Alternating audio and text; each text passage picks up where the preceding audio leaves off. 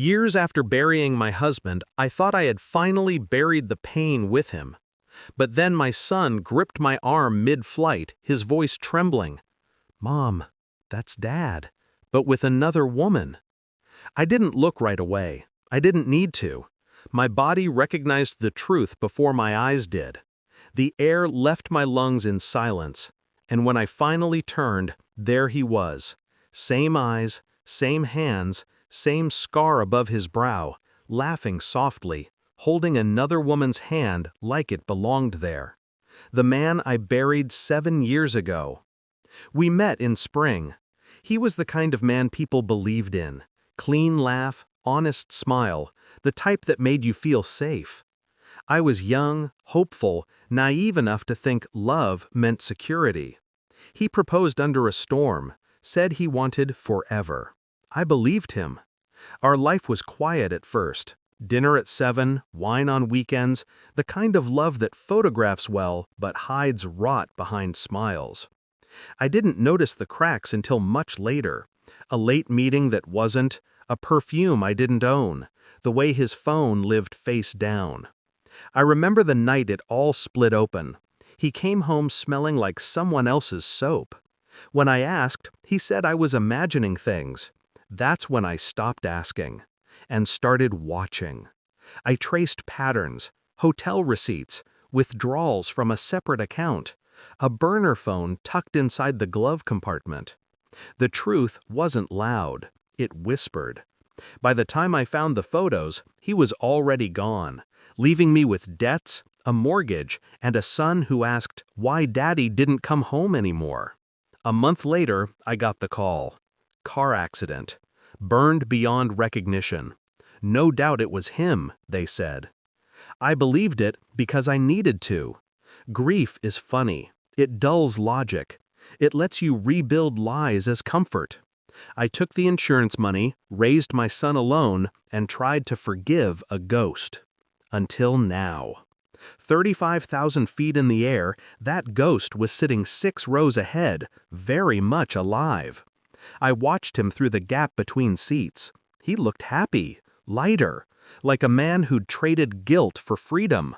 The woman beside him, younger, softer, leaned into his shoulder. I wondered if she knew his real name. My son kept glancing, confused. "Mom, is it really him?" "Yes," I said. My voice was calm, too calm. "Don't look again." Inside, a strange peace settled.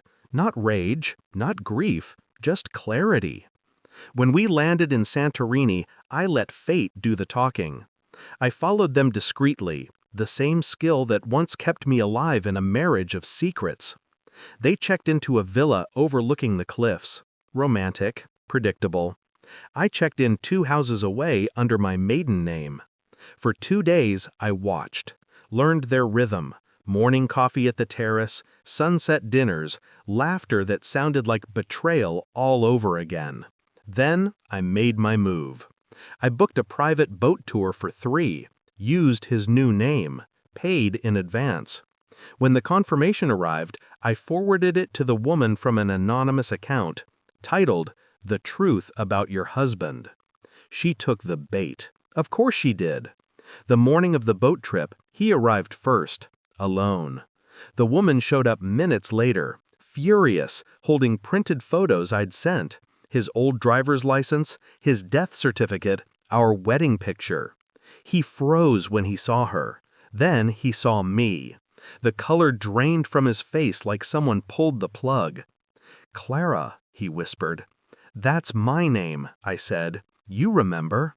His new wife, or whatever she was, turned to him, tears sharp as glass. "Who are you?"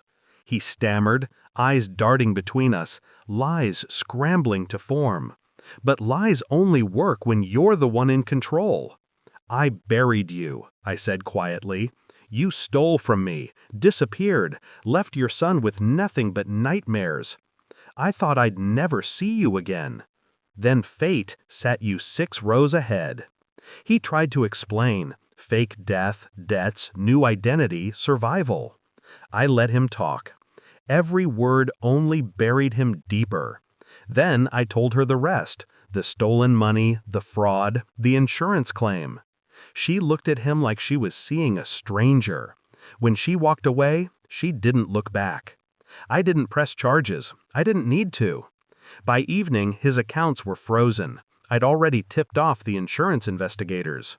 His passport was flagged, his name on a list he couldn't run from. He'd rot in the same kind of invisible cage he built for me. As the sun dipped into the sea, I watched him from the pier, shoulders slumped, phone dead, no one left to call. He looked smaller than I remembered. My son tugged at my hand.